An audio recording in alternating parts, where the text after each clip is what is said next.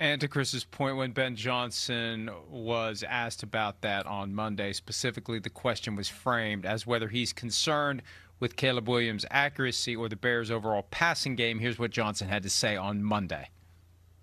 Where are your concern level with his accuracy right now? It's an area that we are certainly talking about. There's no question. We've been talking about where we got to fundamentally be correct. The primary receiver, when he's open, we want to make sure we hit him. And then all of our pass catchers, we just harped on it today. We need to be more disciplined in our route detail. It's not where it needs to be. Our depth's not proper all the time. Our steps isn't. And so everybody's got a role to play to get this pass game cleaned up. It's not where it needs to be. We're winning in spite of our passing game, not because of it. And none of us are pleased with that right now. Obviously, that made a little bit of a stir because that is perceived to be a slap at second-year, number one overall quarterback Caleb Williams, that maybe he's not developing to the point where he needs to, but it's not an inaccurate assessment of where things currently stand, is it? No, it's not. It's not at all. We've seen some great moments from Caleb Williams. His talent is eye-popping, as you and I both know. There's a few plays he makes every week where you go, there's only like 3 people on the planet that can do that and make that throw or make that move and run like that. But is he perfect as far as the nuance and just the overall artistry of playing quarterback in the pocket and doing that? No, he's not there yet. You know, he misses too many throws. We know that. I mean, Ben Johnson said it, right? He's too talented. He's got one of the best arms there is. But at the same time, he's still learning how to throw in rhythm. And when I say that, hey, take a 5-step drop, one hitch. Oh, there's the comeback. Throw it all in nice in one swoop there, right? He's a little bit of a guy that takes a 5-step drop. He sits there on his feet. He waits to see the guy come out of the break, and then he throws a fastball. And just he can throw it as fast and as hard as anybody in the sport. But, you know, there's going to be times where you can't sit there and wait. You got to kind of throw the ball nice and soft into that area. He has all the clubs in the bag as far as every throw there is. There's just some that he needs to continue to have the guts or develop it into being more confident to throw it like that on a play-by-play basis. And because he's such a great athlete, Mike, just like we've talked about with Lamar and Josh Allen early in his career, when the number one receiver's not wide open, he's kind of his whole life been like, oh, I can just move around and do something, and then I'll find somebody or I'll run. It's worked for me everywhere. I want a Heisman doing that. I'm the man, right? So he's now getting in a sport where it's like, yeah, you could do that every now and then, but you're starting to see you're not going to go to the Super Bowl that way. And that's where Ben Johnson's on him. And he's going, hey, yeah, we need some of those plays that you make backyard, but I need you to be a surgeon inside the pocket here and be a guy that can just dice a defense up when they're too worried about our run game. And they haven't gotten there yet. And it's just a process. And I know Caleb Williams is going to get there, but, you know, they're working on it, and it's not perfect quite yet. And I think that's always the challenge when you have a quarterback with the physical ability to buy time with his legs and, if necessary, run, to hang in there a little bit longer, to just stay where you were a little bit longer and wait another half second, another full second, and the play's going to spring wide open. And the concepts that we have engineered into this play call, it's going to just blossom. Right. And you're going to make that throw. So it's almost like with Jared Goff doesn't have a choice. He's got to stay. Exactly right. He's not going to take off running the ball. Exactly right. So it's kind of like he's trying to reverse engineer a guy who's got, right. And I don't want to compare him to Patrick Mahomes, but he's got that escapability and the ability to make something happen with his legs. The number one challenge with a guy like that is to get him to stick around long enough to get more out of the play that's called. You know, we always say the best quarterbacks right now are the ones who can make something happen with the play that's called, right, and can draw up a second play if the play that's called doesn't work. That's and right. make that work. Yes. But you can't give up on the first play too early, and I think that's really the core of the concern. Maybe he's given up on the first play too early. Exactly right. And when you get both, then you start to get Patrick Mahomes, right? Because we've seen Mahomes, he can be surgical and do all the things in the pocket and the big moments in the Super Bowl, and then all of a sudden, wait, it's not there, and he can make magic happen and do all of that.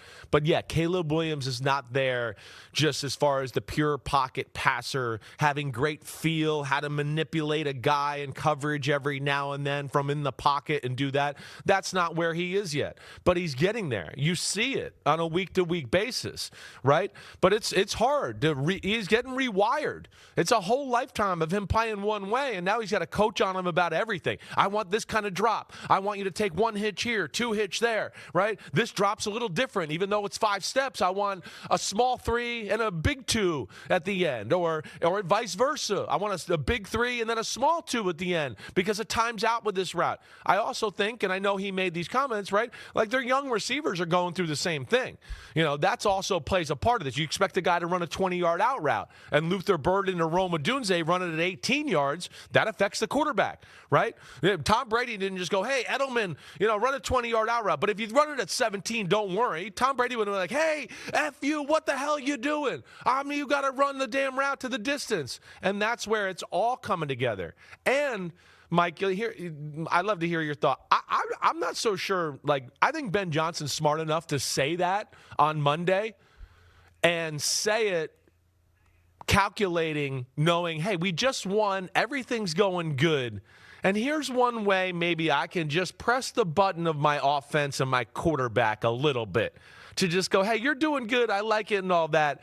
But there's still this area that we need to get better at if we want to get into the tournament. And I wouldn't be shocked if he put that out there for a reason, for the locker room and for Caleb Williams especially to hear that and just give them a little bit of motivation and put them on notice that way. Hey, look, the best coaches use those press conferences as a way to send messages of all sorts. And what do they say about Sean Payton? He is more likely to be hard on his team after a win than after a loss because they know they lost. They don't need a reminder, but maybe after they win, they need something that keeps them from letting their heads get a little bit too big. So when Ben Johnson met with reporters again yesterday, right? Tuesday. Yeah. And let's see this. The answer came. Here is the question that was asked by reporters who needed to ask the question and did. So kudos to the Bears beat writers for doing what the Steelers beat writers didn't do yesterday with Mike Tomlin. Ben Johnson clarifying his comments about the passing game, specifically as it relates to any perception that he was criticizing Caleb Williams. I think when I made that comment yesterday, it's easily to construe it as I'm not happy with the quarterback. That's not the case whatsoever. He continues to get better each and every week, and I couldn't be more pleased with how he played last week. And I know what the stats say. Throw those out the window. He's doing a really good job managing the ball game, and that's step number one for the quarterback. And so he's going to continue to get better. He's doing the process is really good right now with how he approaches the week. The way he's taking the coaching, the way he's applying the coaching, I'm very pleased with that. And I think we're going to continue to see him ascend, whether the stats tell the story or not. I still don't know how we reconcile that with we're winning in spite of our passing game, not because of it, and none of us is pleased with that right now. I don't know that the two things he said really have a common thread, well, Chris. I think he knows there's more. There's meat left on the bone, right? And I think both can be true. To go, wait, we're winning in spite of our passing game. That's not where we want to be yet. But the quarterback is making the proper progress here. But again, this is a psycho who expects the results he's got in the last few years. We should be an unstoppable passing offense. Everything I throw should be open. Zoom, there goes Amon-Ra St. Brown. There goes Jamison Williams. Oh, there's Jahmyr Gibbs. That's what he wants. So that's his expectation, right? But I think also within that psychoness, he probably realized, wait, holy crap, I caused a media storm by saying that. I'm happy we're 9-3. Let me just make sure that's clear. And I think he's also realistic enough to know with all the rewiring of the robot, like we talked about, the drops, everything, where to look, the reads. Wait, we got 2 plays called in the huddle. I got to check to it, make sure I point to the right mic and do all that. And then on top of that, he's being told, hey, now don't turn the freaking ball over, because if you turn the freaking ball over, we're going to lose the game, right? So all of that's going through the quarterback's head, and he's a young quarterback at that.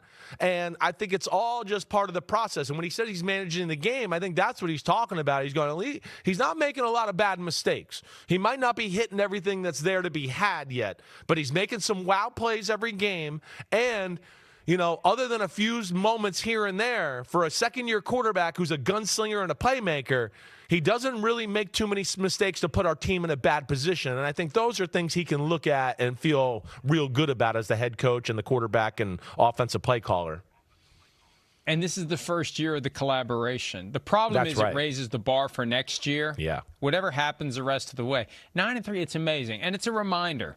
Forget about what happens the first couple of weeks of the season. Yes, it can come back to haunt you when it's time to apply tiebreakers, but they were 0-2. Right. They were 0-2.